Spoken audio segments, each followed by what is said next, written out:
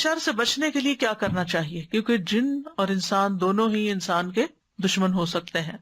سب سے پہلی بات یہ ہے کہ انسان اللہ کے ساتھ اپنا تعلق مضبوط کرے، اللہ پر بھروسہ کرے، اور دل میں یہ خیال نہ لائے اور یہ وہم نہ لائے کہ مجھے پر کوئی جادو کر دے گا، بلکہ اللہ پہ توکل کرے، اللہ کی پناہ لے.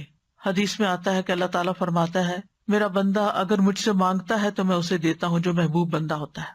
اگر وہ کسی سے میری پناہ مانگتا ہے تو میں اس کو پناہ دے دیتا ہوں. پھر اللہ تعالیٰ کے احکامات کی حفاظت، حدیث میں آتا ہے احفظ اللہ یحفظک، تم اللہ کے احکام کی حفاظت کرو، اللہ تمہاری حفاظت کرے گا. نمازوں کی حفاظت، یعنی جو نمازوں کی حفاظت کرتا ہے وہ اللہ کے ذمے میں ہوتا ہے، اللہ کی حفاظت میں ہوتا ہے، خصوصاً نماز فجر کی حفاظت. اسی طرح اشراق کا پڑھنا، رسول اللہ صلی اللہ علیہ وسلم نے فرمایا، اللہ عز و جل فرماتا ہے اے ابن آدم تو دن کے پہلے حصے میں میرے لیے 4 رکعتیں پڑھ لیا کر، میں اس دن کے آخری حصے تک تیری کفایت کروں گا.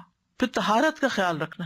یاد رکھیے یہ جنات اور یہ شر اور شیاطین اور یہ جادو کے اثرات ان لوگوں پر زیادہ ہوتے ہیں جو پاک صاف نہیں رہتے، اپنے ڈرٹی بالوں کو صاف نہیں کرتے، اپنے استنجا کا صحیح اہتمام نہیں کرتے، یا نہاتے نہیں ہیں، یا صاف کپڑے نہیں پہنتے، یا اندھیرے میں رہنا پسند کرتے ہیں، یا سیاہ رنگ ان کو بہت پسند ہوتا ہے کیونکہ سیاہ رنگ کے اوپر شیاطین زیادہ آسانی سے کام کر لیتے ہیں.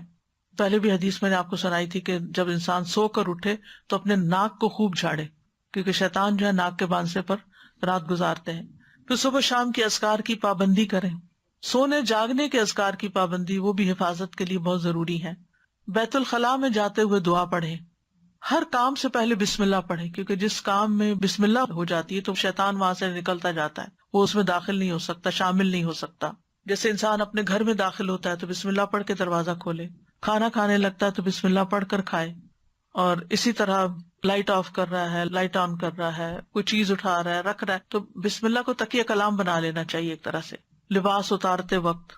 اور پھر اسی طرح دائیں ہاتھ سے کھانا اور پینا چاہیے، کیونکہ شیطان بائیں ہاتھ سے کھاتا ہے. تو اگر بائیں ہاتھ سے آپ کھاتے ہیں تو شیطان بیچ میں شریک ہو جاتا ہے اور اس کو اپنا عمل کرنے کا موقع مل جاتا ہے. پھر مغرب کے وقت بچوں کو خاص طور پہ گھر سے باہر نہیں نکالنا چاہیے، کیونکہ مغرب کے قریب شیطان جنات جو ہیں وہ زمین پر پھیل جاتے ہیں اور اچکتے پھرتے ہیں.